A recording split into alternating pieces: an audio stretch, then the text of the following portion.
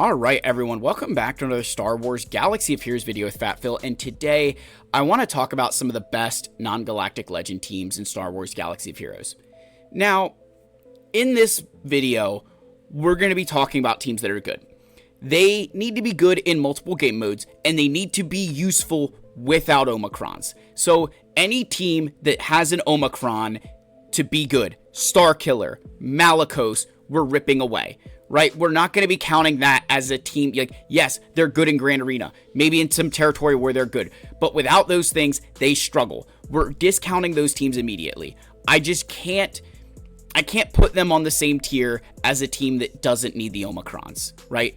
Because imagine that Starkiller team inside of like territory battles is useless, right? It doesn't help you.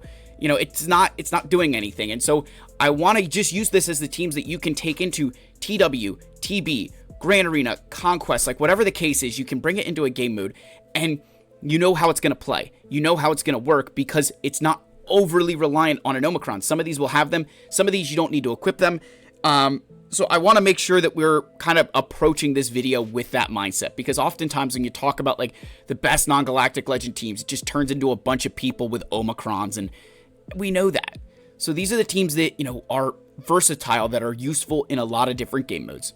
So let's go ahead and let's give a shout out to our channel members before we get going into this video any further. I really appreciate these people just giving me the faith, the platform to be able to create content for Star Wars Galaxy of Heroes. I'm so humbled, and I'm humbled and blessed by the fact that I get to do this. So thank you all for your continued support. If you're ever interested, that link is always down below, along with a link to our Discord server. Go check out the Discord. There's a lot of really good conversations happening there. So appreciate everybody. Let's get in here and let's talk about some non-GL teams.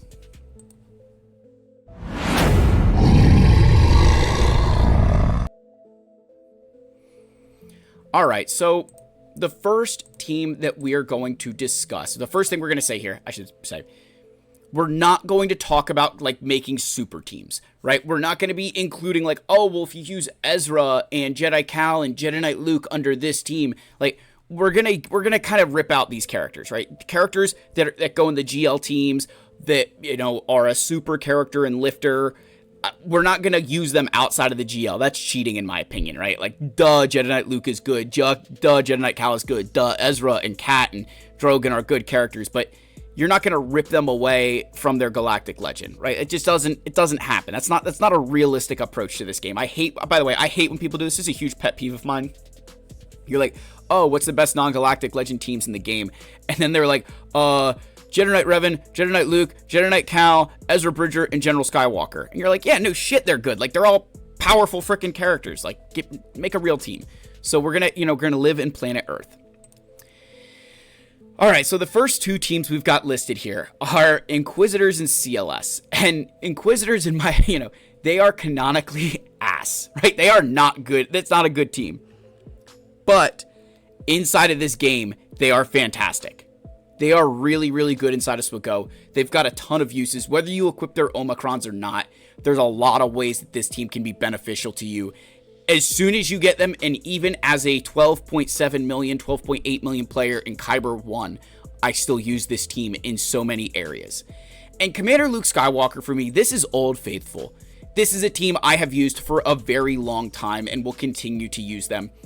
Grand Arena, they definitely at times can fall off a little bit depending on what your opponent sets for defense, depending on the datacrons, but overall, that's a team I can rely on to do good things. I really love Commander Luke Skywalker, and for me right here, these two teams are so incredibly important because, as I said in my other video when talking about player friendly, there's no waste here.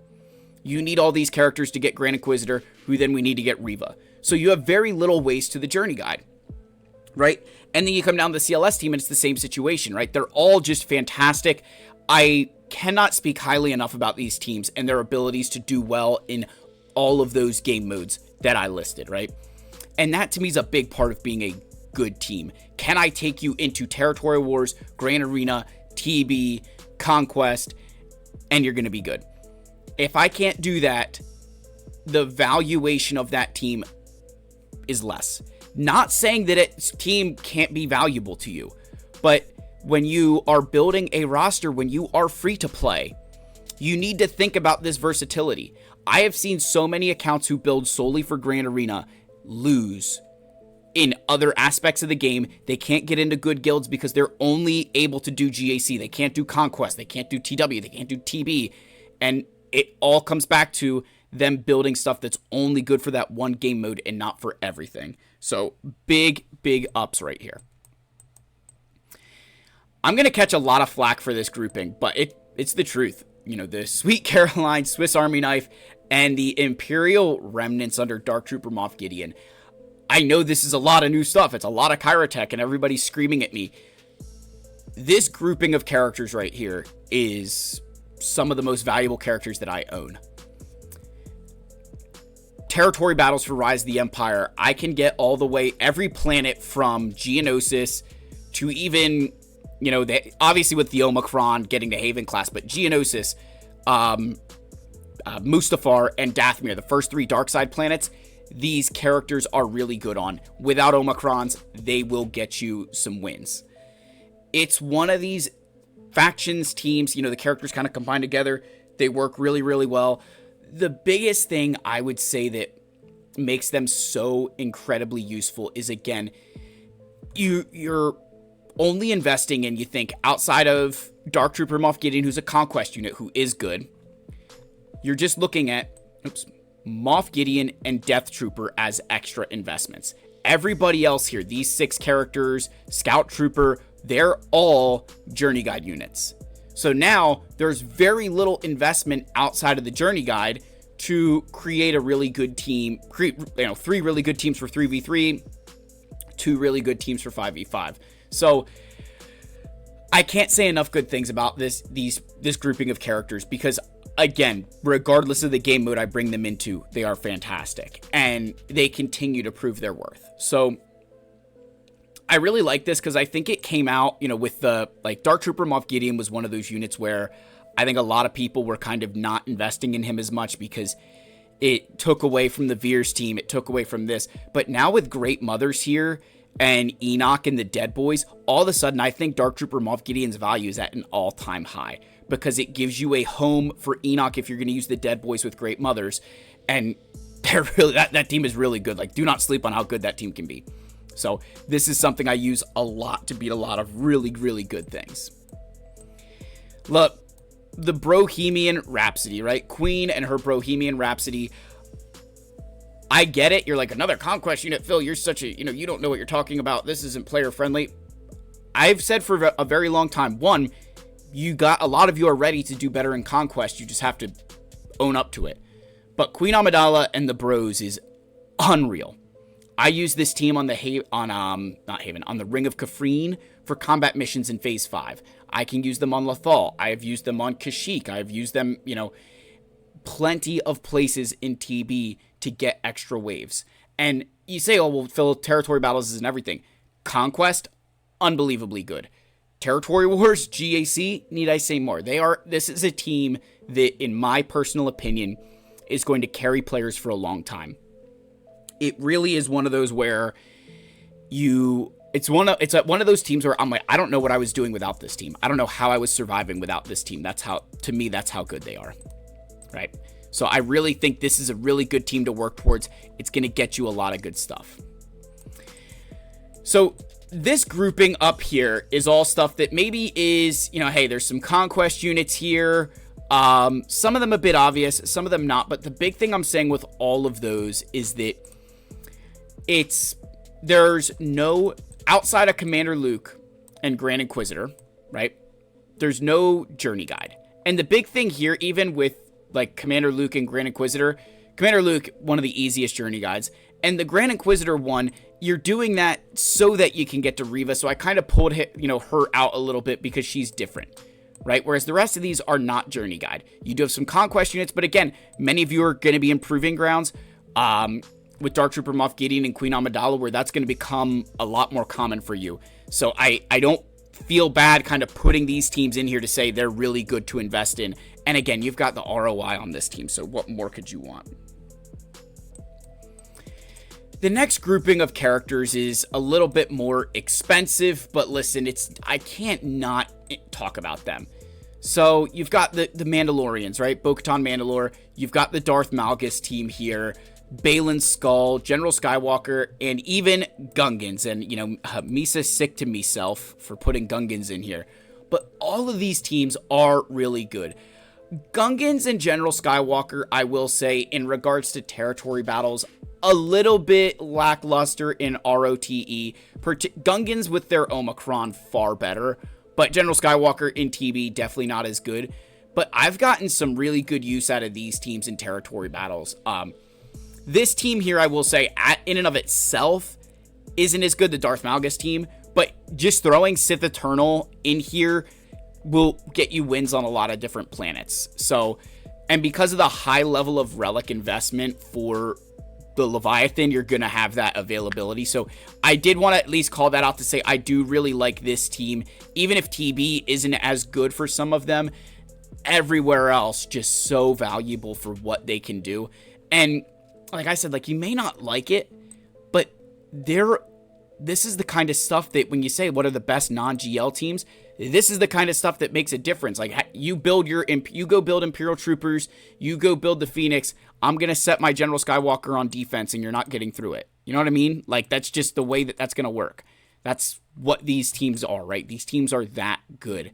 And one of the big things is, again, as I said, is, you know, when you are free to play, when you're trying to build, you've got to think about the total ROI. What are you getting out of all those resources that you're spending? Remember, Kyrotech it's 6 years now of Kyrotech, so get over it. But also, signal data and relic materials and Gear 13 gear, those are not accelerated. They're not any easier on General Veers as it is on General Skywalker here. So I hesitate trying to say, oh, just build these teams because they're super easy. Maybe back in the day that made sense, but I think now with what this game is, it doesn't make sense. You want to be working on the high value teams that are going to be useful for a long time, because those relics will pay you back later down the road. So I was it's hard, but I was like, I've got to mention this grouping here, but I kind of have them together because I understand this grouping in particular, not nearly as player friendly. Even like this grouping up here, realistically is a lot more player friendly. Even with conquest units, this group, you know, Malgus is conquest, but it's a lot more work involved to get this than it is to even just go up here to this grouping, right? Because Inquisitors at the end of the day are a pretty easy faction. It's a pretty easy sell for people. So I wanted to, you know, at least kind of go through there. Next we have Rogue One. The Rogue One team is phenomenal. The big thing with the Rogue One team that I like is their flexibility across of what they can be, right? They can be a lot of good things. They've got a lot of revives. They've got different units you can put in as the 5th slot. The biggest thing I say with the Rogue One team that's a negative at times is I think they do require a little bit of heavy intensive modding. Territory battles, unfortunately, not as great, so that's also kind of why they're a little bit lower, but at the same time, they fit really well into some varying rebel teams. Like, think Galactic Legend Leia Organa. She makes great use of Admiral Raddus and Cassian. And remember, the one thing with Adrad is he has his Spark of the Rebellion, which Empire enemies defeated by this character can't be revived. That is really useful inside of territory battles. So, like, that can really help, right? But think about going up against, like, Iden Versio in a conquest. You bring this team, get Spark of the Rebellion, kill someone, they're not coming back, right? That prevents the revive. So they are really, really good at kind of beating some of those teams where revives are a problem. They're good at beating some of those teams where attacks out of turn are an issue because of their land exposes. They are one of those where it's kind of like, so they're almost like a surprising team to a lot of people. I feel like they're not one that players... I did not often bring this team on offense. And then when I did finally start doing it, especially in Conquest, I was like, wow, this team is actually really good. And I was very impressed. So I do really like them. I think that's a very, very good team. Listen, the Bounty Hunters, I will forever die on the hill that the Bounty Hunters are a just so incredibly important faction. And these three in particular, I think, make up like the core Bounty Hunters for like their teams. The big thing here, obviously Bosk is your taunting tank, Grief is your dispels, assist calls, but Mando, the biggest thing here that makes him a threat is if Bosk is taunting, you can't kill him. Mando gets that Annihilate. He's got Bounty Hunter's Resolve, and somebody on your team is going out. So depending on who you put in the rest of this team, Fennec, Dengar, Boba, Django, name your Bounty Hunter, they can kind of fit in here. All of a sudden, this team becomes a really big problem to deal with. I love this team. It carried me through a lot of dark times. Territory battles, it's not the greatest, right? I can't say ROTE is a little bit harder. That's why I think I had Reva, CLS, and those other teams, in this grouping, is because these teams are a lot better than some of the ones down here. But I can't just rate everything based off how it does in TB. Looking at the full picture, this is such a good team.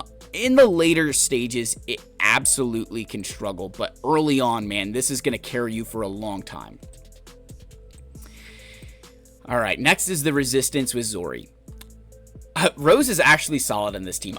For a long time, I have sat here and I have debated equipping her Zeta, equipping her Omicron, because it is good. It does make the team better. The thing with this that I like is it's a team where even if you're going for Rey, you can build them to like Relic 3. You don't need to get them to their final levels all the time. But even at Relic 5, this team just feels so good, right? It feels so good, whether it's Conquest, Territory Wars, Grand Arena. They're a good team. They fill a lot of those things. They've got good mechanics. They've got a lot of survivability built in. It's one of those that I think gets slept on a little bit by people. Like, I go into their account, they got the Rey Lightspeed bundle, and then they've ignored Zori. And it's like, you are literally wasting 4 characters, right? Zori takes this team from nothing into something. And I always cringe whenever I see Zori missing, because I understand that you're like, oh, it's Chirotic and it's Zetas and an Omicron fill, and oh my, I don't know what I'm going to do. And I sit there and I'm like, you are pissing away. Like, this is where I think we have misconceptions about what player friendly should mean. You're taking characters you have to invest in, right? You have to build these guys if you want Rey. If you want Rey, you need them. You're taking those characters, putting one other random unit in there, and making a formidable team. How is that not player friendly, regardless of her cost on Zetas and stuff? That to me is the mindset that we need to change to. And maybe I should have started this whole video over. I'm not going to do that because I don't edit. But that's the big thing. Sometimes being player friendly isn't about cheap. It's about function. It's about form. It's about saying, hey, you know what? This team with just one added character goes from an F grade to an A grade. That's the mindset, guys. Obviously, Jedi Knight Revan, I don't need to say a whole lot about this team, but I did want to include it in. I know he could kind of be considered a super tune, but I think this version of the team for a very long time prior to JML is super important and super good. It can carry you through a long time, right? I think the one hard part with the Jedi Knight Revan team is that it's not as flashy as it once was, and because of how many other things there are in the game, it's not one that a lot of people are going to invest crazy resources into early, which I can completely empathize with and understand. My Jolie still sitting at Gear 12. But it is one that I did want to mention that if you do invest in it, it's not a bad thing because it's a very good team, and they are some of the most useful characters in the game.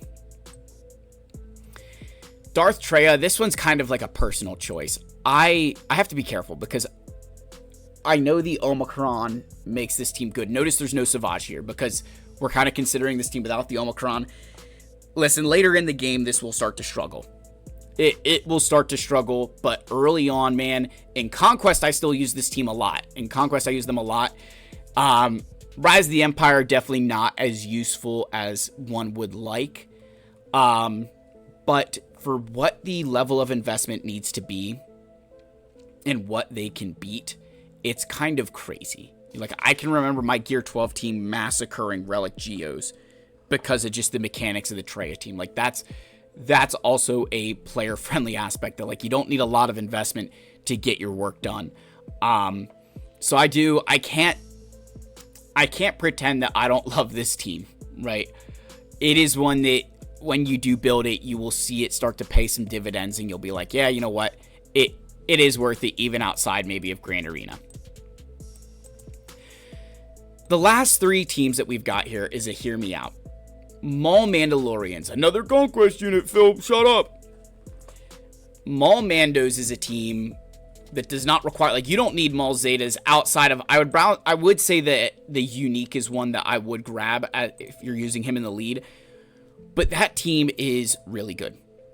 It is a very good team. It's one that in the earlier stages will trip up a lot of people. And in the late part of the game, it's still good on offense. But in Conquest, it's fantastic. I love using that in Conquest. It's just like a little cheat code at times. The Dr. Aphra team. I know the popular Arnold take on these last two teams. Dr. Aphra's not worth it. She's not good. Yada, yada, yada. I continue to find ways to use Dr. Aphra. Like, every time that I'm like, I don't know that I'm going to use Dr. Aphra, I find a way to use her. She's one of those units, I would say, that where Dr. Aphra makes a difference is once you have her, it opens up options that you didn't have before. And that's what I think the value of Aphra really is. It allows you to take characters, like there's other random droids you're not using in your account, throw them with Dr. Aphra. You know, you're not using Darth Vader, throw them with Dr. Aphra, right? She kind of is a home for some of those misfits. But the other thing that she does is there's certain teams that there's kind of a risky counter or you're going to have to really punch up that she'll just take care of no problem. And in Conquest, I can tell you she's really good. Because think about how many of these teams in Conquest just spam all their specials, delete one of your units right away. But she lands doubt, she increases cooldowns. She's actually a solid Conquest unit that can surprise a lot of people. And, you know, for a combat, for like TB, she's got some combats that she's pretty good at. You know, she's not bad. Aphra is not bad. But listen, the Trench team. Y'all know I always sneak this in somehow. I love Admiral Trench. I think he's one of the most underrated characters in Star Wars Galaxy of Heroes, if I'm honest. That's not to say that I think Trench is Galactic Legend tier. But I think the hate that Trench gets is completely unwarranted. Like I said with Zori, those right here, Dooku, Jango, Wat Tambor, and Nute Gunray, are all Galactic Legend requirements. They all are GL. You're going to have to build them. Trench takes all of them and makes a very formidable team. He makes a team with, you know, combine it with when they have their Datacron, and it's like, holy crap. But even without the Datacron, this is a team that will trip players up. It's a team that has really good core mechanics, right? Whether it's, you know, TW, Conquest, GAC, there's a lot of just good core mechanics. It's actually, I'd actually say in regards to abilities and things, it's a much more simple kind of team. There's not all sorts of, okay, you've got to do this, you got to do this, you got to do this. Like, I've never messed with their turn order. I've never been like, okay, I've got to do this and this and this modding and this modding. Like, they just work well because of the mechanics around his team that fit the characters of Nute Gunray and Jango and Nute and Duke. Like, they all work together really, really well and form this, again, this team that all of a sudden becomes super, super useful. And I've used them to, I will argue, really good effect inside of varying territory battle planets, Conquest, my Grand Arena. They've gotten holds a bunch of times, and in Territory Wars even, you put the Trench Omicrons on, it gets good, but even without the Omicrons, still just as good. So I always got to throw this one in here. Now, a lot of you are going to sit there and say, well, Phil, where's this team? Where's that team? Where's this team? Where's that team? Again, you asked for good in every game mode. You asked for, you know, what do I think? And these are kind of the teams that I look at and say, yeah, these are probably the best non-Galactic Legend teams. Take away the Omicrons, and a lot of the stuff that we rely on falls apart. Right? And this kind of covers a lot of, like, if we're honest, this covers a lot of the non-GL teams that are out there.